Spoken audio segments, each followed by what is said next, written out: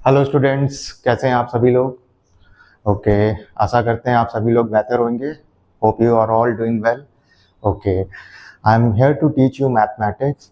और जैसे कि मुझे पता चला कि क्लास 9th के बच्चों को मैथमेटिक्स के ट्रायंगल चैप्टर में बहुत डाउट्स आ रहे हैं, तो मैंने कहा इस पे एक वीडियो बनाई जाए।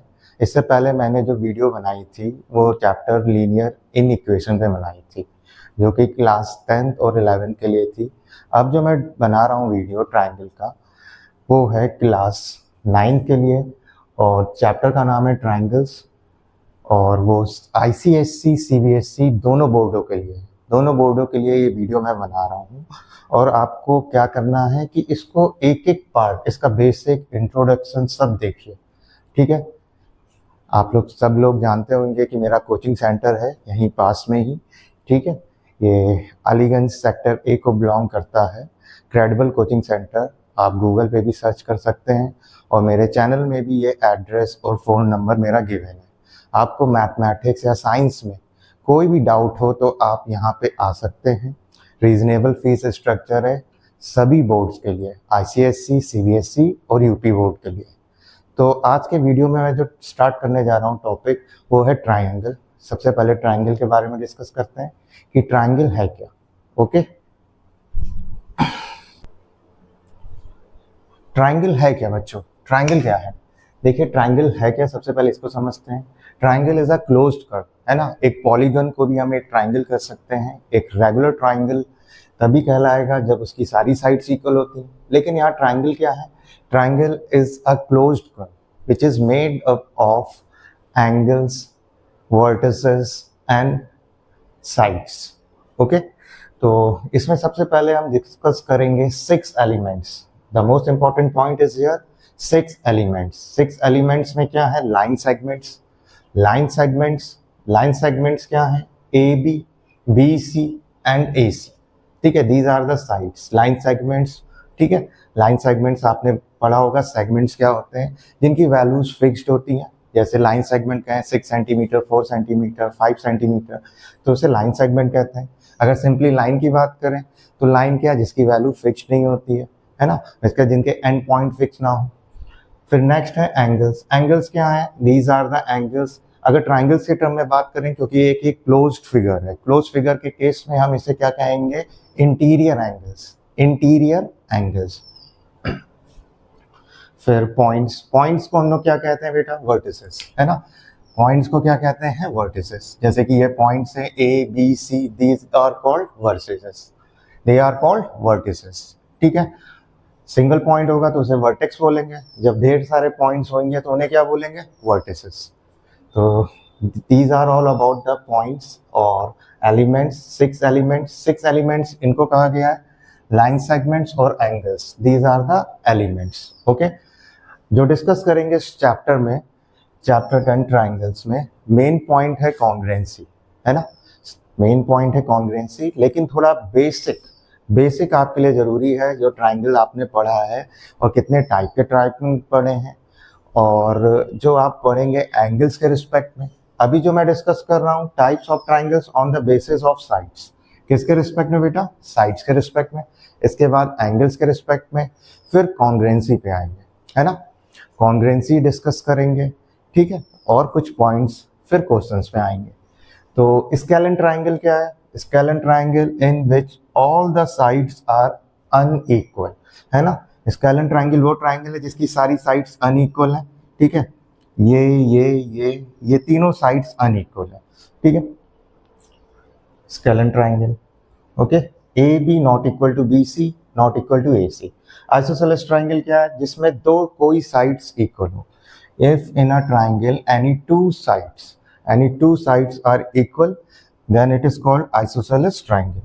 इसके रिस्पेक्ट में भी इसकी जो प्रॉपर्टी है, इसके सेकेंड एक्सरसाइज में डिस्कस की जाएगी कि आइसोसेलेस की प्रॉपर्टी क्या है। जब अपोजिट साइड्स इक्वल होते हैं तो अपोजिट एंगल्स भी इक्वल हो जाते हैं आइसोसेलेस ट्राइंगल में। इसका भी आपने क्लास 8 में डिस्कशन किया होगा अच्छे से। फिर है इक्विलेटरल ट्राइंगल। इक्विलेटरल ट्राइंगल है जिसमें सारी साइड्स इक्वल हो जाए, ठीक है।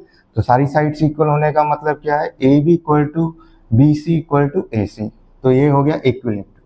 अगर सारी साइड्स इक्वल होंगी तो क्या हो जाएगा, इक्विलैटरल ट्राइंगल। ये हुआ triangle on the basis of sides. अब जो डिस्कस करेंगे हम किसके रिस्पेक्ट में करेंगे, एंगल्स के रिस्पेक्ट में। ओके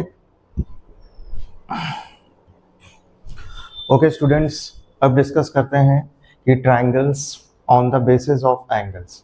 इससे पहले मैंने बेसिस ऑफ साइड्स बताया था। एक्यूट एंगल ट्राइंगल, सबसे पहले क्या है, एक्यूट एंगल ट्राइंगल। ठीक है, एक्यूट एंगल ट्राइंगल सिंपल है, आप बचपन से पढ़ते आए हैं। अगर कोई भी एक्यूट एंगल ट्राइंगल होगा तो उसमें हर एंगल, हर interior angle, each interior angle is less than 90 degree. ठीक है, तब वो एक्यूट एंगल ट्राइंगल बनेगा। ओके, सिंपल है, हर angle, interior angle less than 90 degree, each angle is less than 90 degree. Right angle triangle in which any one angle, right angle is what, in which any one angle in a triangle equal to 90 degree, है ना। एक कोई angle अगर 90 degree हो जाए तो वो हो जाएगा राइट एंगल ट्राइंगल। ठीक है, कोई भी हो जाए एक। ठीक है, obtuse angle triangle means in a triangle any one angle is greater than 90 degree, so the triangle becomes obtuse, है ना। कोई भी अगर एक ट्राइंगल का एंगल क्या हो जाए, ग्रेटर देन 90 डिग्री, तो ऑब्ट्यूज एंगल बन जाएगा। ये सिंपल सी चीजें हैं। अब जो डिस्कस करेंगे कुछ प्रॉपर्टीज हैं, फिर आएंगे कॉन्ग्रुएंसी, बहुत इंपॉर्टेंट पार्ट है, और मैं आपको बिल्कुल इजी वे में बताऊंगा कि कॉन्ग्रुएंसी किस तरह से करते हैं, क्योंकि कॉन्ग्रुएंसी निकालने के लिए हमें कुछ इंपॉर्टेंट पॉइंट्स का जानना जरूरी है, जो आप क्लास 7-8 में भी पढ़े हैं। लाइंस और एंगल्स के रिस्पेक्ट में, एक्सटीरियर प्रॉपर्टीज, इंटीरियर प्रॉपर्टीज, जब दो पैरेलल लाइन होंगी उन पे ट्रांसवर्सल इंटरसेक्ट करेगा तो उसके रिस्पेक्ट में कितने तरह के एंगल का फॉर्मेशन होता है, वो भी जानना जरूरी है, क्योंकि सबका एप्लीकेशन ट्राइंगल में लगाएंगे। और फिर कॉन्ग्रुएंट प्रूफ करेंगे, और बाय सीपीसीटी उसके करस्पॉन्डिंग पार्ट्स प्रूफ करेंगे। आते हैं नेक्स्ट।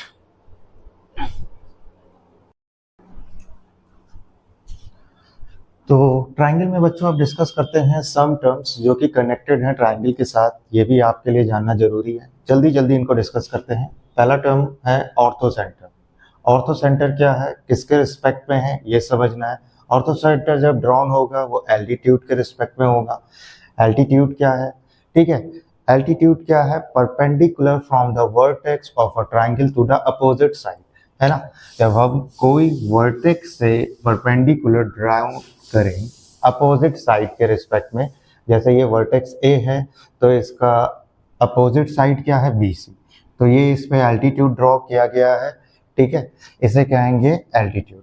उसी तरह हम जितने भी वर्टिसेस हैं, जैसे वर्टिसेस कितने हैं, ए बी सी, और यहाँ से हमने 3 एल्टीट्यूड ड्रॉन करे हैं, at point A, at point B, at point C, and from its opposite sides.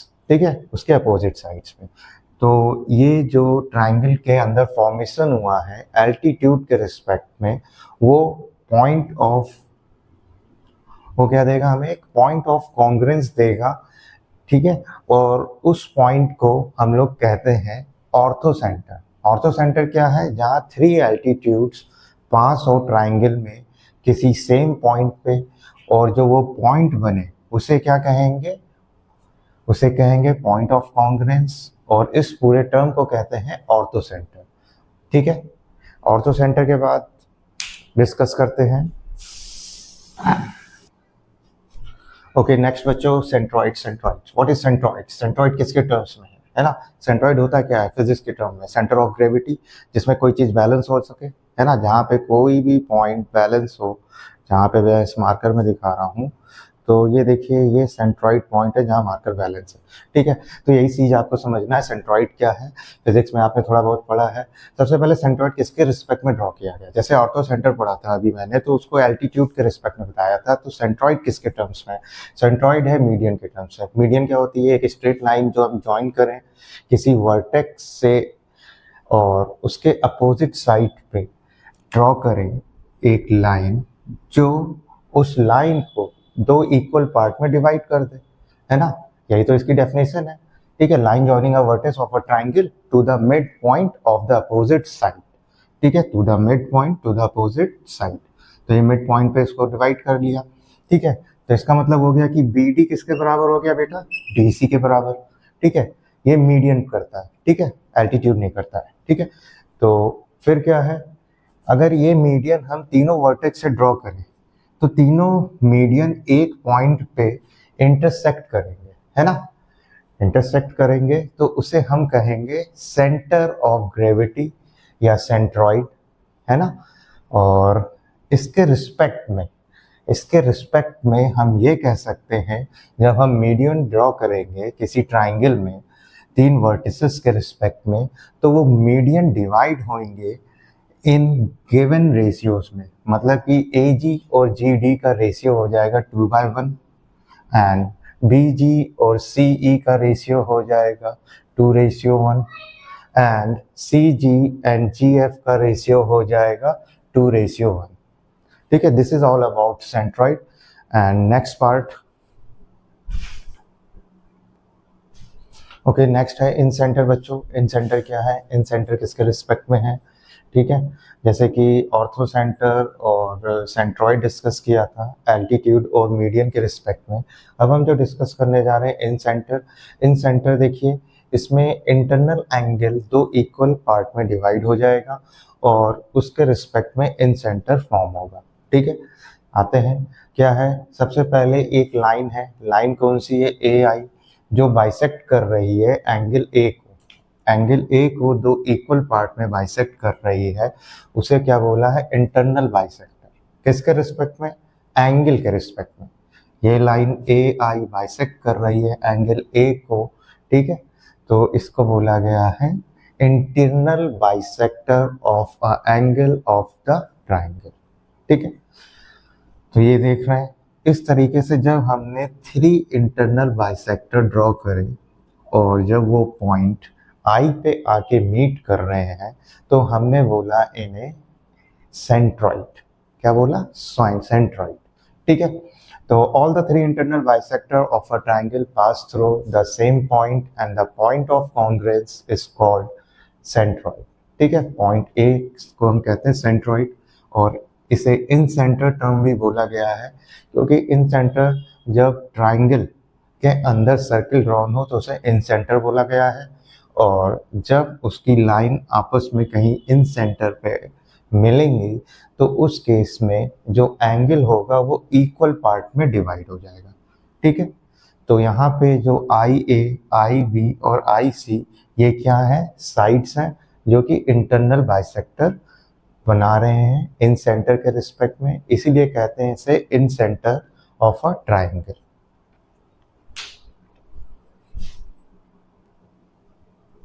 Next है बच्चों सर्कमसेंटर। सर्कमसेंटर क्या है, सर्कमसेंटर क्या है, सबसे पहले समझ जाइए इसको किसके रिस्पेक्ट में है।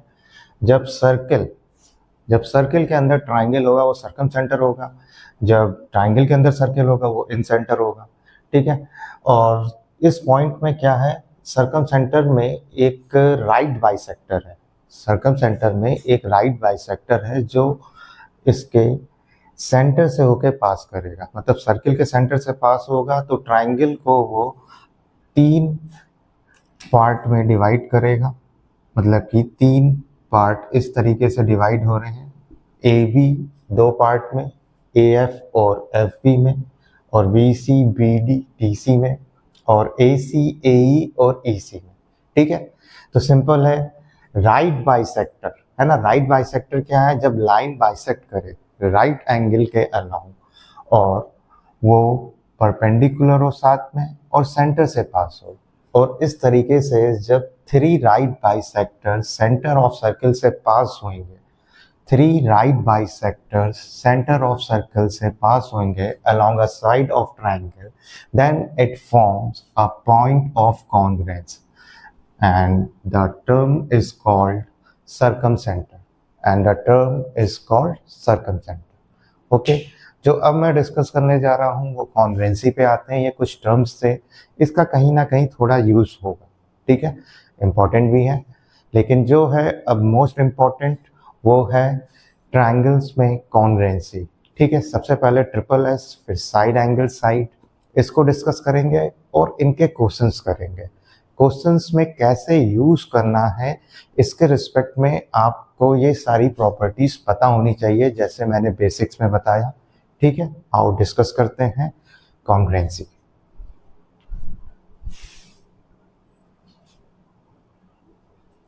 ओके बच्चों, अब जो डिस्कशन हो रहा है कॉन्ग्रुएंसी पे, क्या है कॉन्ग्रुएंस ऑफ ट्राइंगल्स, है ना। कॉन्ग्रुएंसी क्या है सबसे पहले ये समझते हैं।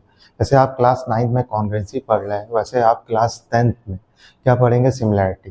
लेकिन क्लास 9th में जो कॉन्ग्रुएंसी उसे जानना है। कॉन्ग्रुएंसी ऐसी चीज़ है, मतलब वो पार्ट है किसी शेप में, जब हम उसको एक के ऊपर एक रखें तो वो बिल्कुल फिक्स बैठे, मतलब कि हमें नीचे वाली चीज़ ना दिखे या उसको वो सुपर पोज कर रही हो, है ना, तो उसे कॉन्ग्रुएंस कहेंगे। मतलब कि मैंने 10 रुपीज़ के 2 कॉइन रखे हैं, एक के ऊपर एक रख दिए, है ना, तो वो बिल्कुल एक दूसरे को सुपर पोज करेंगे, मतलब सेम शेप के होना और सेम साइज का होना, उसे क्या कहेंगे, कॉन्ग्रुएंट होना। ठीक है, कॉन्ग्रुएंस होना। ठीक है, इसी को पढ़ेंगे। अगर दो ट्राइंगल्स कॉन्ग्रुएंट होंगे तो उस केस में एग्जैक्टली होना क्या चाहिए, उनका शेप और साइज दोनों ही क्या होना चाहिए, सेम होना चाहिए, तो वो क्या होंगे, कॉन्ग्रुएंट। ठीक है, तो ये हमने ट्राइंगल बनाया है, इसके रिस्पेक्ट में जो वर्टिसेस हैं वो क्या है, इक्वल है ना। इक्वल होने का मतलब कि अगर वर्टिसेस इक्वल हैं तो वर्टिसेस इक्वल के बिहाफ पे हमने आगे ये कहा है कि उनकी साइड्स इक्वल हैं, फिर उनके एंगल्स इक्वल हैं। ठीक है, तो वर्टिसेस का भी इम्पोर्टेंट रोल है कि आप किस तरीके से वर्टिसेस इक्वल दिखा रहे हैं, है ना।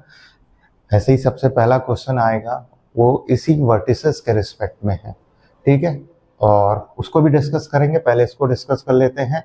यहाँ पे जो वर्टिसेस ए बी सी हैं, vertices this A B C, वो किसके बराबर हैं, P Q R. Vertices A B C P Q R के बराबर है। तो हमने जब इनको ऑर्डर में लिया है, मतलब in triangle A B C vertices and triangle P Q R, इनको ऑर्डर में लिया है, तो ए किसके रिस्पेक्ट में, पी के रिस्पेक्ट में, बी क्यू के रिस्पेक्ट में और सी आर के रिस्पेक्ट में। ठीक है, तो इस केस में जो आउटपुट आएगा प्रॉपर्टी को लेके, वो आएगा बेटा ए बी। ए बी किसके बराबर हो जाएगी, side A B P Q के बराबर, और side A C P R के बराबर, और side B C Q R के बराबर। एंड देन आते हैं एंगल पे। ये जो हुआ साइड्स के रिस्पेक्ट में हुआ। अब एंगल क्या हो जाएगा, angle A equal to angle P, angle B equal to angle Q, and angle C equal to angle R. Okay, अच्छा वर्टिसेस का क्या रोल है। वर्टिसेस जब हमने इक्वल दिखाए तो हम एंगल ए को एंगल पी के ही बराबर रख सकते हैं, एंगल ए को एंगल क्यू और एंगल आर के बराबर नहीं रख सकते। तो उस केस में वो कॉन्ग्रुएंसी नहीं होगी। सबसे पहले हमें वर्टिसेस बिल्कुल उनकी मिलानी होगी ट्राइंगल के रिस्पेक्ट में। तो ए और पी, बी और क्यू, सी और आर, तो इसके रिस्पेक्ट में साइड्स और एंगल्स आए हैं। ठीक है, तो ये चीज़ आपको ध्यान रखिए। अगर मैं इस ट्राइंगल में बोलूँ क्या साइड, है ना, जैसे क्वेश्चन में पूछा जाए, अगर गिवन है, क्वेश्चन है आपका कि इन ट्राइंगल ए बी सी, ठीक है, सिंपल ले लेते हैं, ट्राइंगल ए बी सी अगर कॉन्ग्रुएंट है ट्राइंगल पी क्यू आर के, है ना, triangle A B C, this is a sign of congruency, है ना, this is a sign of congruency. And triangle ABC, if triangle ABC congruent triangle PQR, तो मैं ये कह सकता हूँ कि side AB is also equal to QR। क्या ये कह सकते हैं। देखिए अभी मैंने बताया हमें वर्टिसेस के रिस्पेक्ट में सबसे पहले फोकस करना है। जैसे ए के रिस्पेक्ट में पी है, बी के रिस्पेक्ट में क्यू है और सी के आर है। तो हमें साइड्स भी उसी रिस्पेक्ट में देखनी है और एंगल्स भी, ठीक है। तो ए बी सी कॉन्ग्रुएंट है तो क्या ये इसके बराबर होगा? नहीं होगा, देखिए, क्योंकि ए बी सी और पी क्यू आर यही वर्टिसेस हैं, ठीक है। तो ए बी किसके इक्विवेलेंट आ रहा है? पी क्यू के। तो ए बी अगर पी क्यू के इक्विवेलेंट है तो क्या वो क्यू आर के भी बराबर हो जाएगा? नहीं हो पाएगा, तो हमारा स्टेटमेंट रॉन्ग हो जाएगा, ठीक है। तो दिस स्टेटमेंट इज फॉल्स, ये स्टेटमेंट्स फॉल्स हो जाएगा। ओके बच्चों, अब इसके प्रॉपर्टीज मतलब टाइप्स ऑफ कॉन्ग्रुएंसी का डिस्कशन करेंगे नेक्स्ट वीडियो में, और उसके बाद क्वेश्चंस डिस्कस करेंगे। शुरुआत में बेसिक्स क्वेश्चन करेंगे, फिर इनके टॉप क्वेश्चंस करेंगे एनसीईआरटी और आईसीएससी से रिलेटेड, ठीक है। ओके बच्चों, बाय बाय, आज के लिए इतना ही।